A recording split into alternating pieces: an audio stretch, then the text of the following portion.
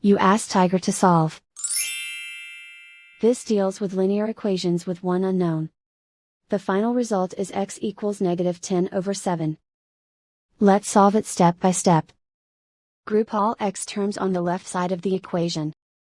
Subtract 9x from both sides. Group like terms. Simplify the arithmetic. Group like terms.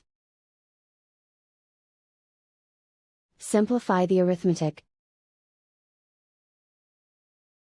Group all constants on the right side of the equation. Add 3 to both sides. Simplify the arithmetic.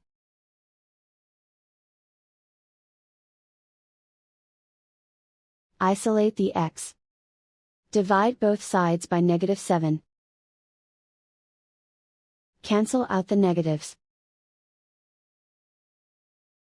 Simplify the fraction.